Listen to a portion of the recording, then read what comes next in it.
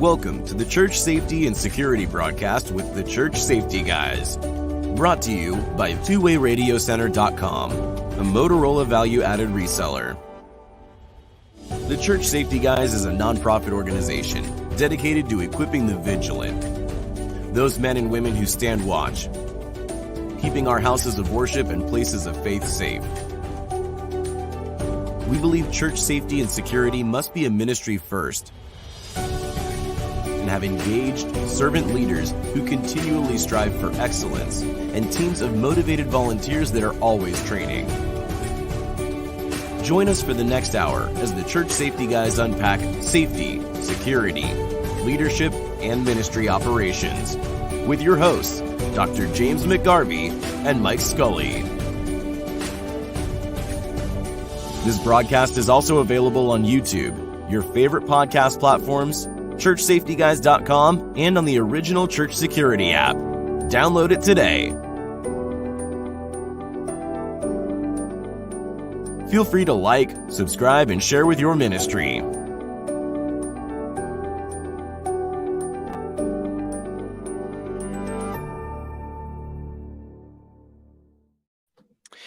Well, hello. Welcome to the Church Safety and Security broadcast with the Church Safety Guys. I am James, and once again joined by my co-host, Mike.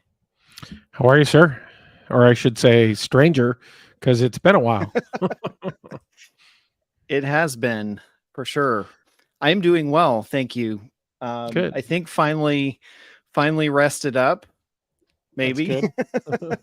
It's been a whirlwind of a few weeks for sure. We actually took some time as a family, and we went down to Tennessee over, I think it was the 4th of July, and that just turned into a nightmare roller coaster that I'm thankful it's over. Yeah. I mean, our car ended up breaking down in Tennessee and over a holiday weekend. So was trying to get that fixed, and then we got that fixed to come home. And my wife ended up in the hospital for a few days. And then in the middle of all of that, I think my laundry machine caught on fire, and a bunch of other stuff happened. So it was one of those periods of time where I was very thankful when things started quieting down, and I'm like, I just want 24 hours to go by of calm. Yeah. And we were talking about it today at church, and I said to my pastor, I said, I don't know, I don't know what I prayed for at the beginning of this year. I can't remember, but for God to teach me. But I said, I'm not going to pray the same thing next year, because that's kind of like, when you pray for patience. I think a little bit of Matthew, blessed are the peacemakers, because you need a little bit of calm in the chaos. I'm telling you. But there was some great stuff in there. I got a chance. My folks came out to visit, and my cousin ended up getting married, and so I went to a wedding with my family. So it was good. There were definitely some highlights in that time, and it was good stuff. Yeah. I think things are starting to get back to something of a norm. Well, it was not obviously a planned extended bit of time off between episodes, but I do feel like we go all year long, and I know we started to kind of take a little bit of break around the holidays in December, and really this is kind of the half year. So it run for 6 months, and putting these out every single week, and other than say a holiday here and there, it really just worked out well to kind of take a couple extra weeks off in addition to the Independence Day holiday. So for sure, all the chaos obviously going on, but it was good to kind of get some time to recharge and renew and kind of refuel. Definitely. And you're right. We used to do it. I mean, this is, I think, going into our 5th year of doing broadcasting, and we used to go nonstop. And I look back on some of those first first couple of years, and I was, in my mind, I'm just like, oh my goodness, did I really do an episode every single week without a break? And But sometimes more than an hour. In those early days, yeah, we were longer than an hour too. So you're not right. only was it every week, it was more than an hour show, and it was a lot. So It really was. And one of the things too is, and I don't know, this might separate us a little bit from others that generally do podcasts and different things like that. But we're both very active in our home churches as it is. So in addition to, doing this, we're usually helping out and trying to do other things in our community and locally. And I thought my schedule was crazy, that I needed an Outlook calendar for our family, until I met Mike. And then and we have numerous. his schedule is like two times what mine is. And Yep. Well, it's, you know what, you make time for the things that are most important, and so we dedicate, of course, family time, activities, church related stuff, volunteer work for the police department locally is important, and of course anything related to church safety guys. So that takes up a good chunk of the schedule, but it's all for the greater good. for sure. Well, if you just joined us, welcome. Thanks for hanging out with us. If you're listening at a later time on one of the podcast platforms, welcome. We appreciate you hanging out with us. Definitely, if you're on YouTube or one of the other platforms, please click the like and subscribe button for us. That helps us out with the different algorithms and just carrying our ministry forward. So we appreciate that. And if we can help you and your church in any way, please feel free to reach out to us. Our website is churchsafetyguys.com. And one of the things that I did have time for, and several folks have been asking about, was the latest book on the ministry life cycle, which is Train. And it's about, like, I've been waiting, and I know it's been a long. That date keeps getting pushed back. And somebody asked me the other day, well, when's it coming out? And I said, well, it's written and it's been edited. And I think formatted. Just finished the cover art. Yeah, we're good there. But it's a process, and I apologize for it not coming out sooner, but we're excited about that. Probably coming out here in the next couple of weeks. It takes once we get everything lined up, we have to get the cover art and the file ready to go, and we upload everything into Amazon, and then they check it. And they actually can take 2 weeks to get everything checked. Thankfully, because we've published stuff, it's usually less than that. They always surprise me, because a lot of times there's specific criteria they check, but they'll come back and they'll say, this margin is off, please adjust that. And then, we're kind of back to the drawing board and have to resubmit. So it's a bit of a process, and we should be pretty good. I mean, well, by now, but it's funny, because I think everybody, they have different people that screen and look at them and stuff. So I don't know. I've sat down a couple of times and tried to figure out beyond their process, like what they look for. And there's sometimes, I mean, I'm human. So in submitting everything, there are times when, maybe I messed up a margin or something that I need to fix. And, but hopefully that'll be out, like I said, within the next week or two. And that'll be available as well through Amazon, and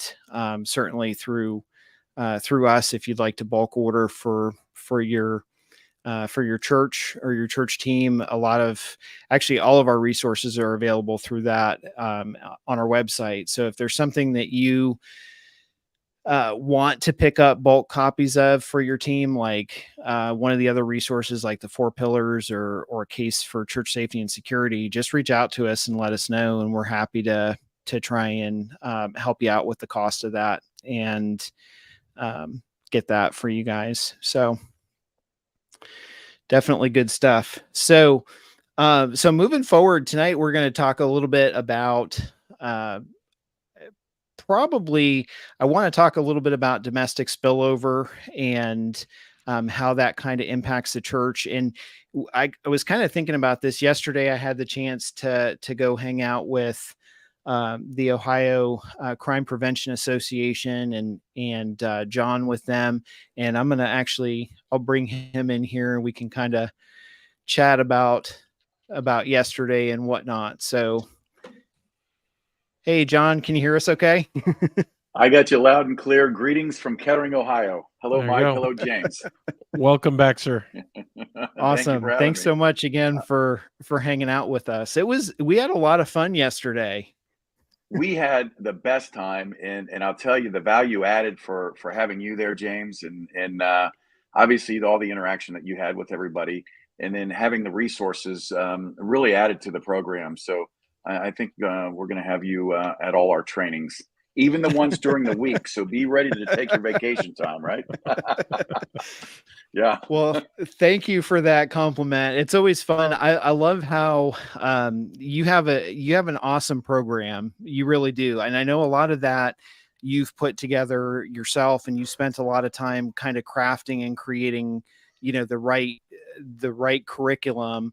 But it always amazes me because you do a fantastic job presenting it, and you really highlight, which I lost track of how many times you said it yesterday, but you really highlight how churches and church safety teams should be concerned about the community, and the teams should be focused on what the church is actually doing and supporting that.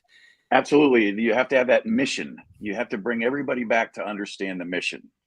And I think what you're talking about is when I kept saying you need to demonstrate the love and the care and the concern for your congregation. Yep. And kind of all the decisions that you make around that should come back to that mission for the most part. Yes. And I mean, that's not something that we hear or see a lot, because oftentimes what's communicated could be, something more along the lines of, train hard, get the active shooter thing nailed down, and you're good to go. And we kind of saw a little bit of a different emphasis in Marion, where we were yesterday, is kind of more of a rural, area in north central Ohio. But it was kind of interesting, some of everyone's perspective on what, from a church safety team, what they should be concerned about. Well, and it was interesting too, if you recall, when I'm teaching everybody the stakeholder interview, and for our viewers and listeners, if they're not familiar with that term, basically we try to connect the actual crime that we have based upon police calls for service, things of that sort. But now we want to interview people and capture the actual eyewitness, but also along with that is the feelings that they have about the environment, about their particular house of worship. And obviously, when we ask that question, it's obviously what is it that keeps you up at night? What is the fear of crime that you perceive? And, hands down, it's an active aggressor incident, active shooter incident for the most part. But taking all that and bringing that together, I think, really gives the safety team much more of a very specific mission in understanding exactly what they need to be focused on.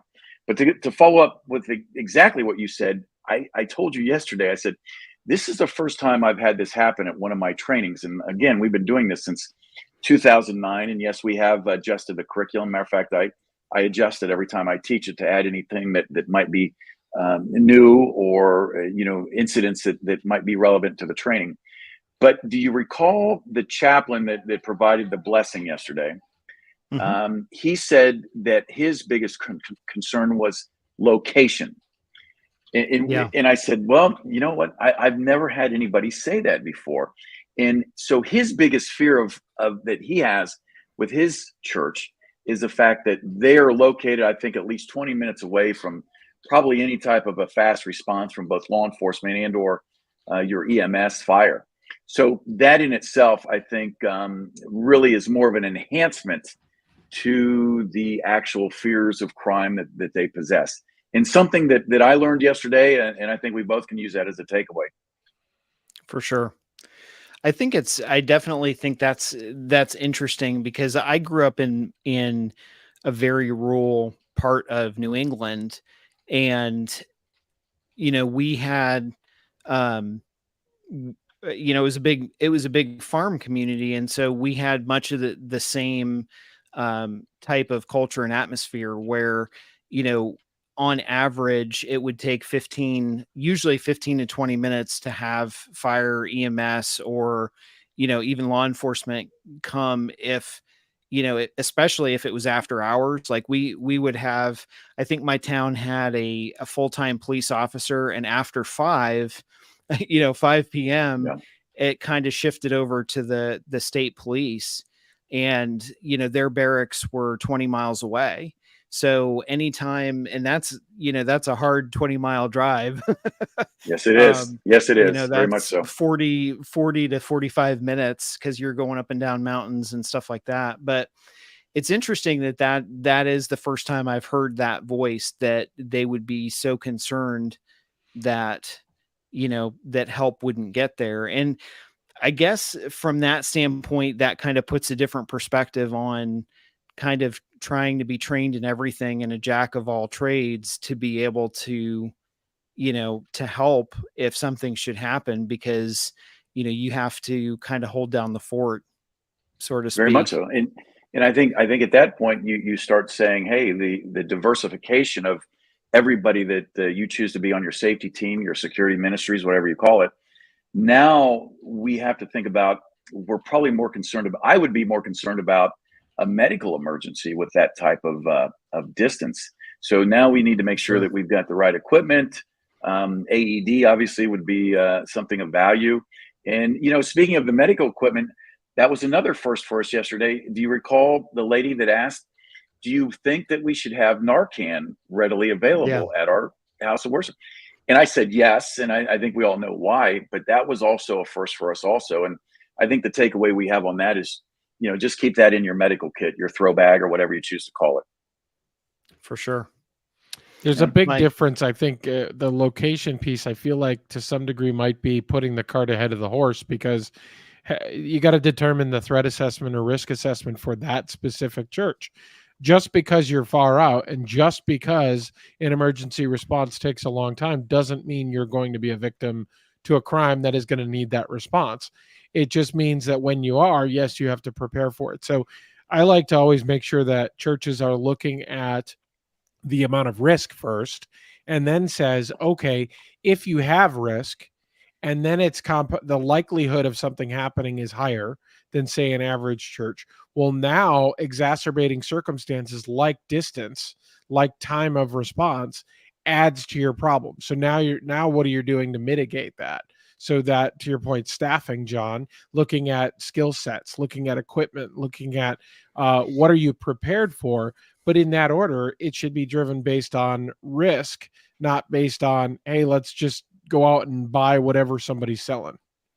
Exactly. And I tell you what, you couldn't have hit that more right in the bullseye, because when we do the assessments, the first thing that I try to determine is, what are the existing security capabilities that you have now?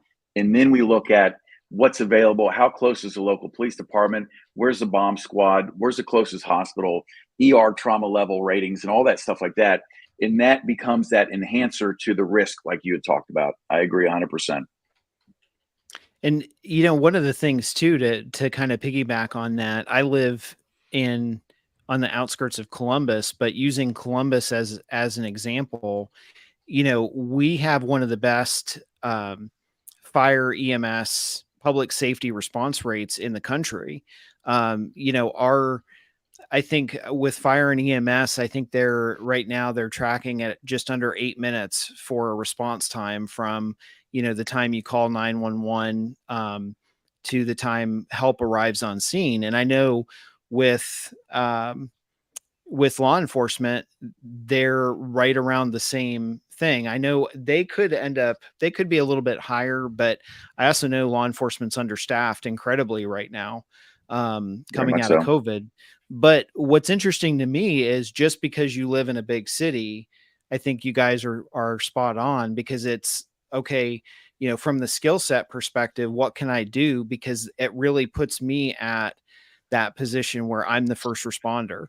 No longer, I don't have the luxury of just calling and waiting for someone to get there, because in 8 minutes, even at that, in a metropolitan area, and I've got 2 fire stations, catty corner from my church, it's like, it still takes 8 to 10 minutes to get help there. So someone can, bleed out in that time. Exactly. That's a long 8 minutes once you think about it. And we've done some presentations where we just start, we're going to put you on the clock for 3 minutes, and let's just think for a second, an active shooter, how many shots could get caught? And it really gets people thinking the time and distance perspective, and adds to the preparedness level that they need to be thinking about. Well, adding in the federal program, of course, that's out there. You are the help until help arrives. I think enough churches are out there that immediately jump into the active shooter role and think about that as their number one risk without doing that risk assessment. And they're not even looking at the basics of just being that help until help arrives. It's not even about taking a safety team and staffing up and equipping and actually training to do certain level of response. It actually is just the basics. Like, the average person should understand the basics of stopping the bleed, the basics of positioning the injured, the basics of providing comfort and how to dial 911. But we have churches that don't even know how to do that properly, and yet they're jumping ahead. So I think it's just about getting the right foot forward first, and it's get those basics. And then, based on your risk assessment, where do we got to go next? What skill sets do we need to teach next? We talked a lot about train in the opening. That's the next book. Well, what you train, when you train, how often you train, and who you train is all part of what's in that book. Very much so. I'm glad you said that too, because James, if you recall yesterday, I don't know if you saw the slide around the end of the day, it was a FEMA publication that I had about first responders and how they keep themselves safe during a improvised explosion, active shooter situations. And if you saw my wording on the slide, I said, church safety teams are actually first responders, and trying to get them thinking about that. Not only the safety of others, but the safety of themselves, and being that ever vigilant approach at things of that sort. Very important. And I think, honestly, too, I think at some point in time, I think we've come a long way, honestly, in the history of church safety, and even in the last few years since, since we've been doing this broadcast and we've been talking to churches and whatnot. I think that we're just seeing more and more of that, because people are supportive, and I think local, public safety is supportive of church folks, or more, I don't know, maybe more open arms to say, you know what, you guys, you're right. You have, 200 or 300 people in this church, sometimes more at one time. And, I was joking around with Ed yesterday before I left. Ed is one of the lieutenants with Marion Police. And, I told him, I said, I grew up in a town of 1,200 people, and we had, in the wintertime during the summer, because it was a lake town, there was like closer to 3,000, but we had a full fire department with 2 fire stations and an ambulance, and, and a police department. And now today, I'm the former safety director of my old church, which used to have 1,200 people. So I'm like, right. That's a real present concern when you start thinking about beyond, events, just thinking about every week, this amount of people come and gather together in one place. It really pushes forward the idea of being prepared for the unexpected. So the level of duty and responsibility that churches have in that sense, James, is that because they're a gathering place, and yes, you don't think of them as targets, you don't think of them as places where you're going to have large incidents or things like that, But when any grouping is gathered in any spot, whether that's a sports arena or whether that's somewhere municipally, you typically see some level of response. I mean, you see EMS staging for block parties. You see police that are detailed to their directed patrol to a specific area on the basis of an event, but yet you don't see it typically in a church setup until more recently. Obviously, we've seen a lot more churches at least have some sort of formalized program, but is it really a formalized program? Are they looking at professionalism and training? Are they looking at staffing? Or is it just a couple of warm bodies that are willing to be put into a couple of spots and kind of say, here I am, send me? Yes, that's great. But are they being equipped? I don't know. Mike, that is a great point. And let me take you, I'm going to take you back to 2009, where our program, our House of Worship Safety Security program, we actually started it. We had a pass-through grant through BJA, through Ohio Criminal Justice Services, put together the training. And what we've got really has a little bit of a foundation of those early presentations and those trainings. And I will tell you this, that after the Charleston shooting, that's when our program really picked up again. And I recall during the introductions, and I think that James, I think you saw yesterday where how the introductions are so important for the success of our training, especially at the break when I say raise your hand if you've got an existing safety team, and we encourage that networking. But I would ask the question at the onset. I mean, how many people here have an existing safety security team? And back in, that was 2017, if I recall, we were doing these trainings. Everybody was interested. Nobody did. That was at the point where they knew that they had to do something, and they wanted to learn the process on getting everything put together.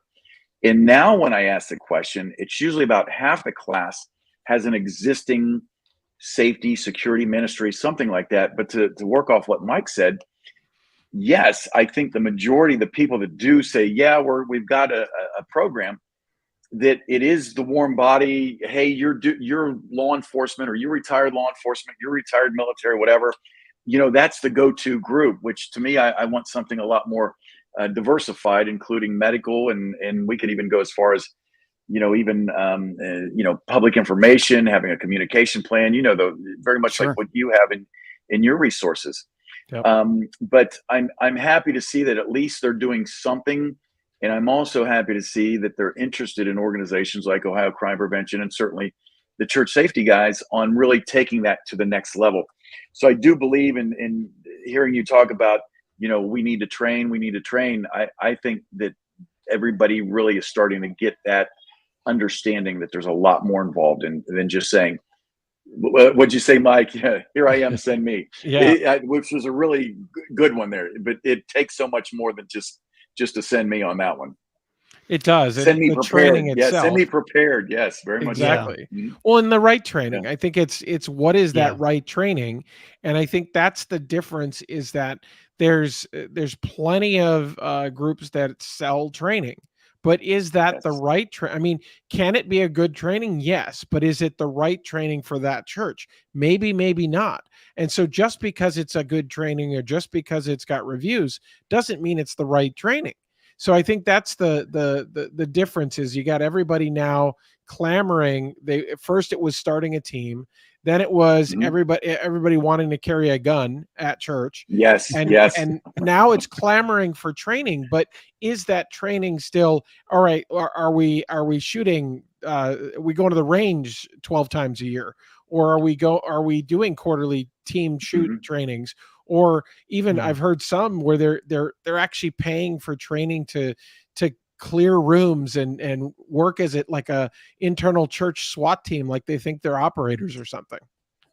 Which is, and James, you saw my opening when I said there's 4 groups of people that attend our training. And now that I bring in our blue gun to really kind of drive home the message. And did you see everybody around? They're like, yeah, I know a guy, or I know a girl. And basically we're talking about that, church safety and again, demonstrating the love, the care, and the concern for your congregation goes way beyond the gun. And then I get some pushback too. I think you heard me say that yesterday, James. I said, listen, If you're on the safety team, you don't want to be the focal point during service.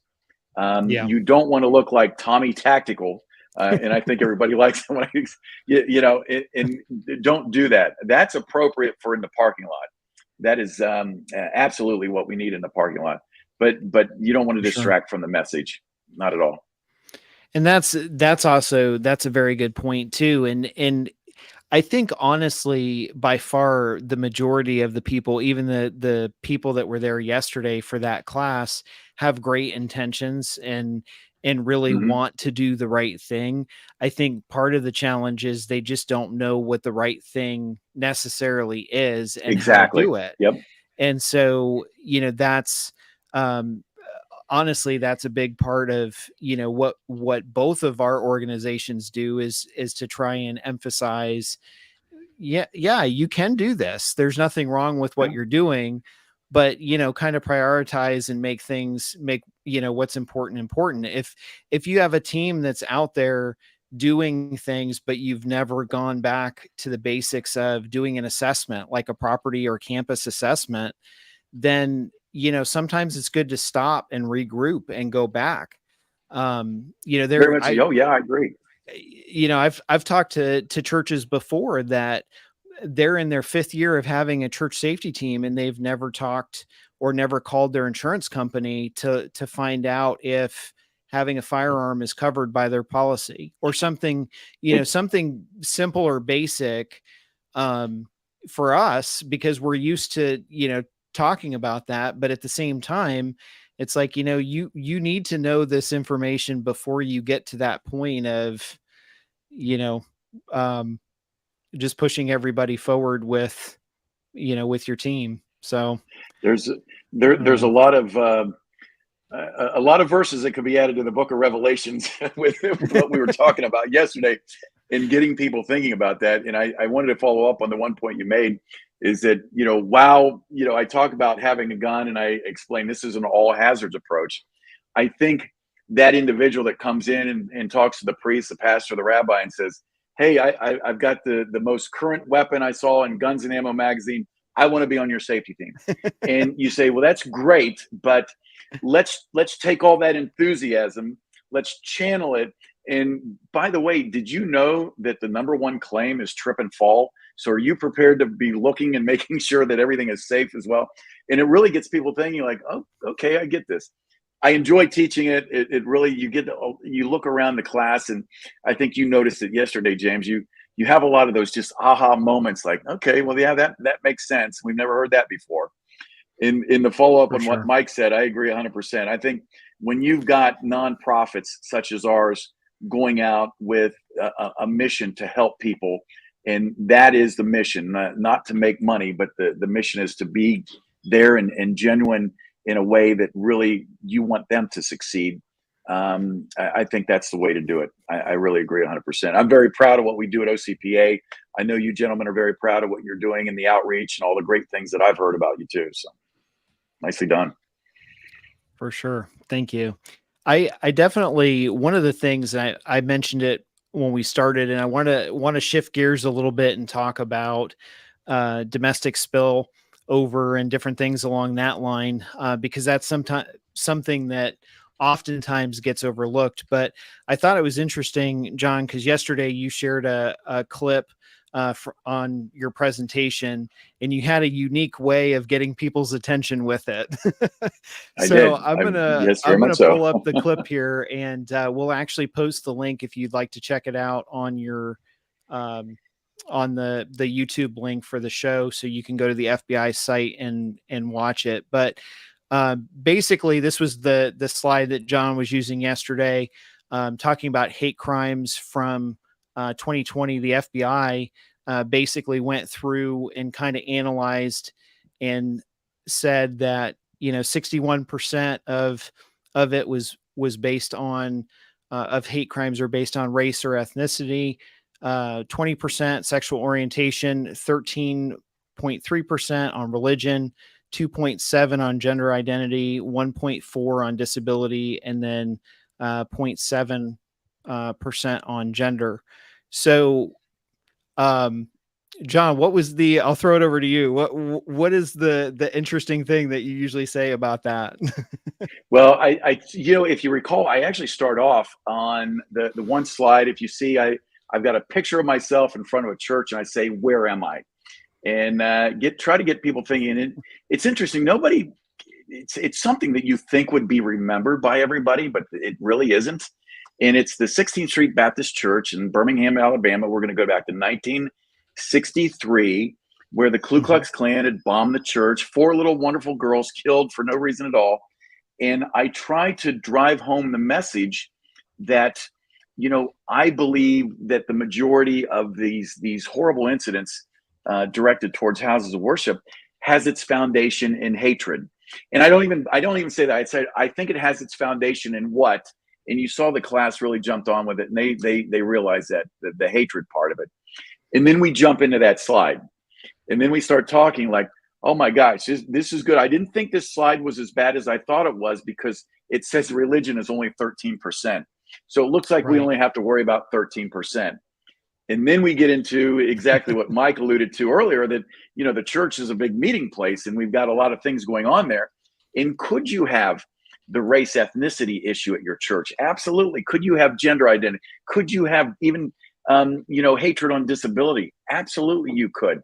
So the takeaway from that slide is we have to be concerned about everything on that slide. Don't be confused with that fact that religion is only 13%.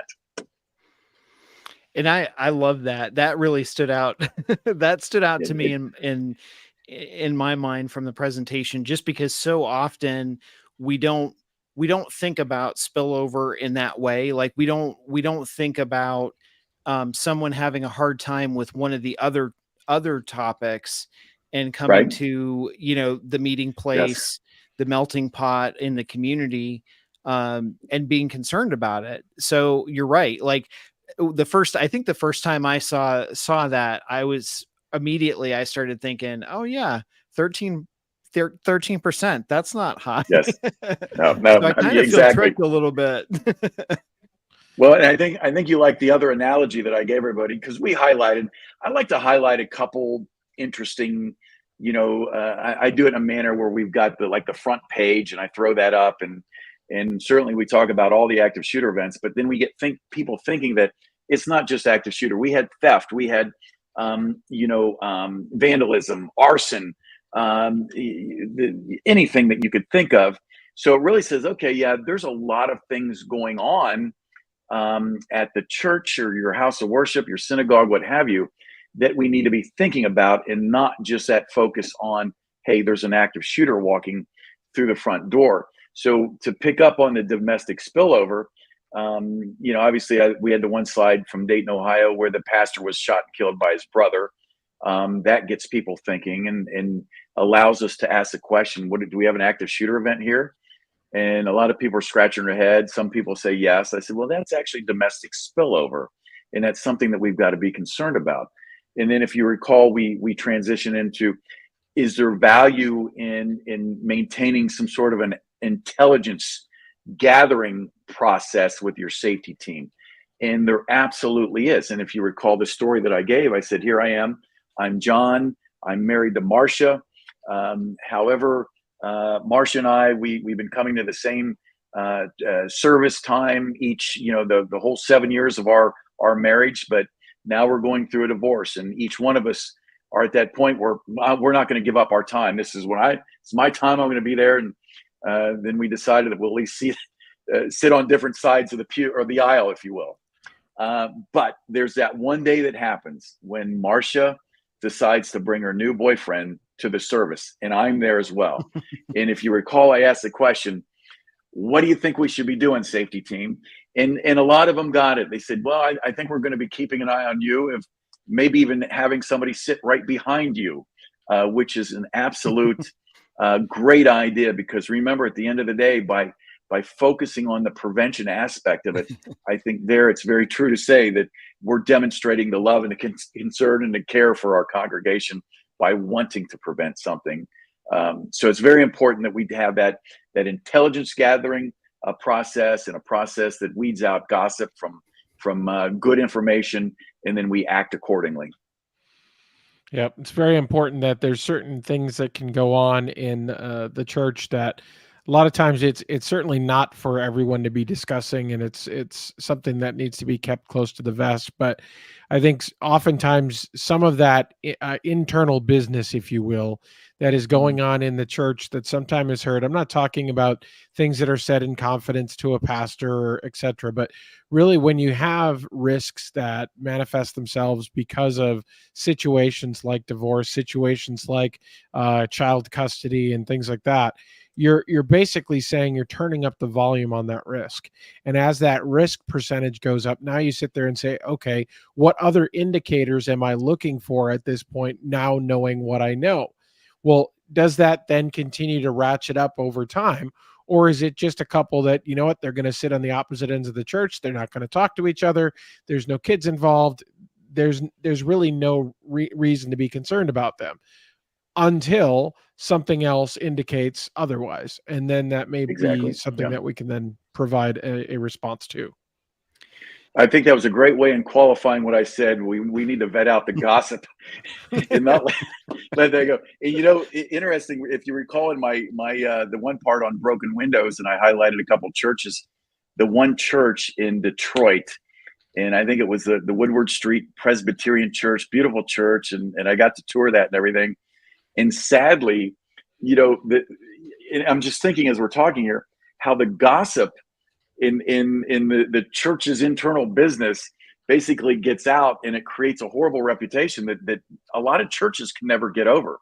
And if you recall that I said, hey, we not only do we need to protect our congregation and our visitors and anybody else that uses our facility, but we also need to protect the reputation. And I use that example with Detroit because if you read anything about that church, that gossip has basically seated itself in history, saying about, right when the church opened, there was a controversy about the pastor who had an affair with one of the congregants, so it just goes on and on. So we do have to be very careful of that. And we want the right people, obviously, vetting that information and talking about it in confidence. And so very, very important in protecting the reputation of your house of worship. And that means For looking sure. at the staff and everything and other volunteers, not just from a background check perspective, but that reputation, those things that can occur. It's not just, did it show up on that background check?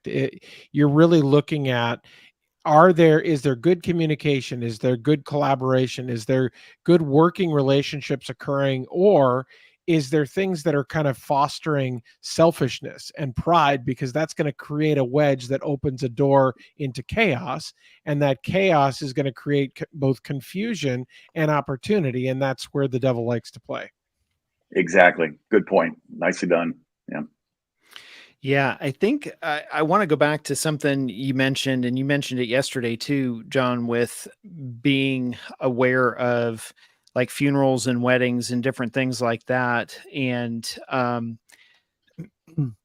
think it's interesting. I can think of, off the top of my head, I can think of at least one of each where we've had various issues with family members. And actually one of the last large funerals that we did, the gentleman passed away. Him and his wife had been married for, I think, 60 years, 65 years, something like that.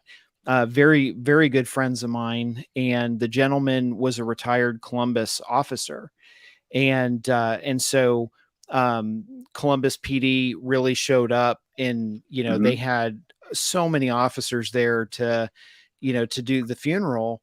And what was interesting was his wife reached out to me, and just the sweetest lady. And she's like, I'm really nervous. Could you come, hang out at my husband's funeral? And I said, well, I have to work that day, but what's going on? What can I help you with? And so she just kind of, unloaded this whole story that her son's girlfriend was deranged, and, she was trying to steal the ashes from the urn, and they were Oh afraid my gosh. that she was going to come in the middle of the funeral and do all this stuff. And she said, which was very, very true. Like her and her husband, were very supportive of our safety team. And so the husband had always said to me, and I'm sure financially they were amazing as well, because that's just how they were. With, he would come up to me and he'd say, "Hey, what does the safety team need?" And I would tell him, and then all of a sudden it would appear, in No, the that's church. great. Yes. But so she was really concerned, and I could tell that she, out of respect, I said, "You know what, we can have some safety team folks there, but let's take this a little bit further. Let's reach out to the local precinct, because there's so many officers. Maybe we can, have an officer watch for this situation." And so I did. We reached out to the local precinct, explained what was going on, and the local sergeant was like, "Absolutely. We loved him. We thank him and his family. We'd love to have an officer just hang out and make sure that she doesn't show up." So they really did an amazing job. But again, you wouldn't know that resource was applicable to that, because most of the time people are thinking, well, it's a funeral. This isn't a big deal, but funerals and weddings, especially, and family events, are very emotional and emotionally charged. And so when you get together people that haven't seen each other for a while and may not get along, there's always, exactly. Yeah. that's like an unspoken catalyst of a bad situation. Exactly. And that's where I think you need to have your really intelligence up there and be listening and understanding where the risks are. And then that should drive your deployment strategies with your safety team. But do you recall, I don't know if you were standing there with me, but there was a gentleman that came up to me and he said, maybe it was in class that he talked about it, they're planning a baptism and they're very worried that one of the exes is going to be showing up, and they're already on it and very concerned about it. And that just really drives a message. And that's actually why I added that video clip that we had the funeral shooting in Pittsburgh. And there were a couple takeaways on that video. Obviously, the first one was to explain to everybody that, hey, understand that you're just not there on a Sunday morning, a Wednesday night, or a Saturday or Friday night, depending on what faith you are, that there's things going on in your building all the time. And if you recall, I suggested that the stakeholder interview take place with those organizations so that you can get their feedback, not only on what is actual crime and the risks that they perceive, but also what is their fear of crime that they have. And I think it's a more comprehensive approach to everything. And that's what's very important, is understanding that this is just not a one day a week type of event. This is you're dedicated, and that doesn't even take into mission work. If we're doing mission work somewhere, either here in the U.S. or out of the U.S., that's a whole different ball game there as well. Yeah. Mm-hmm. Yeah, we actually have there's a gentleman that does quite a bit with us that lives in Florida, and he does a lot of dedicated missions. Him and his wife do missions training, and he's had previous law enforcement experience, and so one of his focuses, and he's definitely a good friend of ours, but one of his focuses is just teaching people awareness strategies and different things like that for going overseas, and for taking their missions trip, mission groups overseas, short term or long term. There's certainly still concerns, because even in a friendly area outside of the US, there's still generally people that don't like the US. Oh, bro, there's a lot of it. Yeah, sadly. Your planning and your advanced work is just so important, even beyond the mission work. Your daily work that you do to keep your congregation safe. I can't say that, very much like we do in law enforcement, we have that roll call before our officers go out on road patrol, and there's so much value in just saying, hey, what do we got going? What's going on with current world events? What do we got internally to worry about? What have we heard? And then you kind of go through the list of what's important now, so that everybody has that same focus. And I would say one other thing too. I think that there's so much value and feedback that I'm getting when you heard me make the statement yesterday that how important it is to keep somebody in the parking lot, including while the service is going.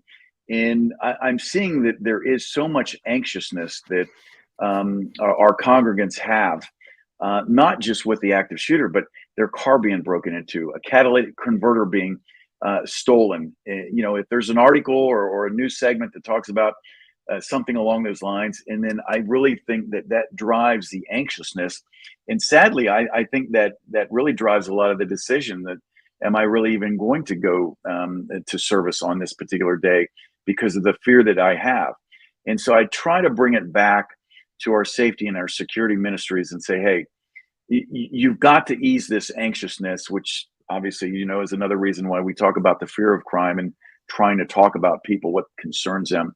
But I am hearing more and more, and I hopefully this is a great takeaway for your listeners and your viewers tonight, is to understand that there is anxiousness with their vehicles being left in the parking lot and what crimes could occur to the vehicle and to them as they're walking out to their vehicles. Very important. I think, John, that ties all the way back to full circle to something we said earlier in the show, which was the situation about location, the concern about location. And I think that's where you can truly see that some locations could have higher anxiety because they don't have formalized parking. They're only street parking. They're in a downtown city area. So that fear of break-in may be even higher because it's not a protected lot. Whereas you have a more country style church that has their own parking lot with a safety team that is staffed, it changes that difference. So yeah, understanding and measuring what is the potential anxiety, what is perception of the average member attending and their fear, rational or not, and what can we do to alleviate that as a ministry. And I think that's important, but it also brings in the overt component of a church safety team, just the physical presence to show, and a show of solidarity and force, if you will, even though it's with compassion and with a smile and not as a bouncer, but you're there. Yes. That sort of presence is what can bring that anxiety down. I mean, I know that simply the presence changes that. I mean, one of my old churches that I ran a team at, they had a real threat scenario where somebody had tagged the building the night before and very specifically called out the pastors themselves. And this gentleman thought he was the second coming. This happened to be on the eve of Easter. And so we very much thought, hey, he is very likely to think he's going to show up on Easter and say, here I am. And so this was a very tense situation. Of course, we notified the PD and the person who had that beat and so forth, but they called me up and I went. So it was just purely a presence, and that added presence that just showing up gave to people. The number of people that just said that day, and it's not a feather in my cap, but they're like, hey, we're glad you're here. Hey, we're glad you're here. Hey, and it wasn't about that person showing up. My goal in going wasn't because I thought he was going to show up. My goal was to ratchet down the entire perspective of the safety team that was there, who had just been ramped up to the idea that, hey, something's going to happen. I didn't want them to have, somebody drop a cup in the lobby and think shots were fired, because I mean, that sort of thing. So that presence helped bring the anxiety of that safety team back to normal levels. I like that. That dances around my comment about Tommy Tactical. and it's just, you're absolutely right. The term that I like to use is, hey, you're an ambassador to your organization, to your church, your synagogue, your temple, what have you, and trying to help people like that. And I even think you can take it a step further to making sure that everybody gets home. Certainly there's a lot of anxiousness if you are in that downtown city area or a busy highway, people wanting to get out of church, out of the parking lot, and we want everybody to be safe and not get in an accident. So there's so much to be, so many considerations that you've got to take into part of that. I did want to also highlight one other thing. We talk about anxiousness that your congregation has. Remember the story yesterday, James? I talked about Father Paul at St. Paul's there in Chillicothe, Ohio. And when we talked about the when we said, Father, what is it that keeps you up at night? What's your greatest fear of crime? And the typical response is active shooter, but he said drugs. And so we have to kind of parse out, when you say drugs, help me understand. Is that somebody coming in impaired? Is it somebody trying to shake down the receptionist there for money or something along those lines? And he says, no. He goes, I have to walk our parking lot every morning and to pick up the needles and any other drug paraphernalia that might be in the parking lot, because the parking lot is where our children play. And it gets you thinking that one is, when you hear somebody say the word, hey, I'm worried about drugs, take the time and really just dissect that and try to figure out what problem that you've got there. But it also adds to our topic today. What we were talking about is just the anxiousness, how not only that extends to your congregation, but also your priest, your pastor, what have you. Very interesting, scenarios. And that's why I enjoyed teaching this class so much. Again, we've been doing this since 2009. And the experiences and the information that I get, that I'm so honored to be able to pass that on and hopefully prevent something from happening somewhere else. So what a great experience. And again, James, I'm so happy you were there yesterday. You got to see it firsthand. It's always fun. I love talking to churches, and like you, it's encouraging to me, but it's always fun, to sit there and kind of see the light bulb pop on. Oh yes, through yes, very much so. through your presentation, and every once in a while it's like you see them getting it, and that Yes. means a lot. And I know it means a lot to you personally, because you spend so much time trying to do those courses and help churches. And you're very passionate about that. So it's fun, like when you're trying to help in that type of situation, and all of a sudden you see that they're getting the concepts that very much so. And I'll tell you that, to take it a step further, so many of our attendees, they've come back to me to do an assessment for their particular house of worship.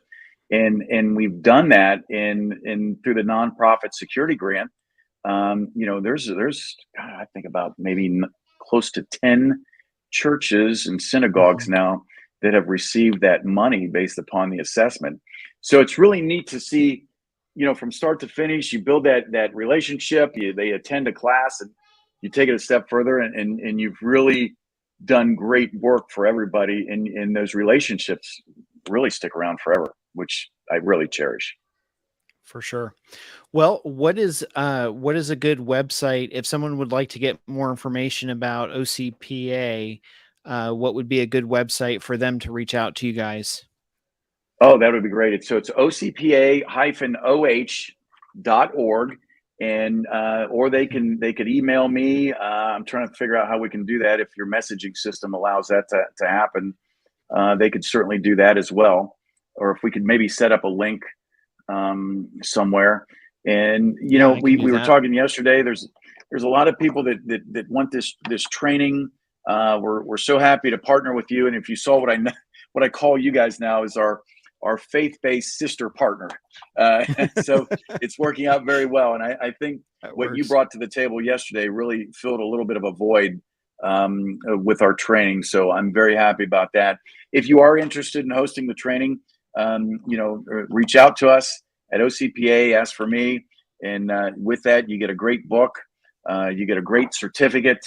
And you can see that I'm very big about co-branding our logos. This happens to be Marion County Police, or Marion Police Department and Marion County Sheriff's Office. So we like to do that. We like to make sure everybody has a certificate. And we're finding out that a lot of the insurance carriers like to see that certificate and say, okay, good. I'm glad we're taking the risk management program very seriously now. So all good stuff. For sure. Awesome. Well, again, thank you so much for joining us. It's always a pleasure chatting with you and having you on. Betcha. All the best. Thank you. Thanks for coming back, John. Great to have you. Thank you. All right. So just wrapping up real quick, we appreciate you joining us for this broadcast. Again, you can reach out to us through our website if we can help you out with your church or place of worship. Our website is churchsafetyguys.com. And if you are interested, I will throw this out there for John. If you're interested in hosting one of their house of worship training sessions, feel free to reach out through their website, and I will post that in the comment section below. Or if you can't, for some reason, can't find it, get a hold of us. You can message Mike or I, and we're happy to pass on your info. But typically when they post something on their website, we put it on ours as well for a class. And usually if I can make the class, I will, because I love going out and just meeting folks. So one of these days we'll have to make some classes happen down in Texas, I think. Absolutely. Be good to have you down here. So, but anyhow, until next time, we hope that you have a great week. Stay safe and be blessed. And we will check in with you, if I can spit it out, next week. So have a great week, guys. Take care.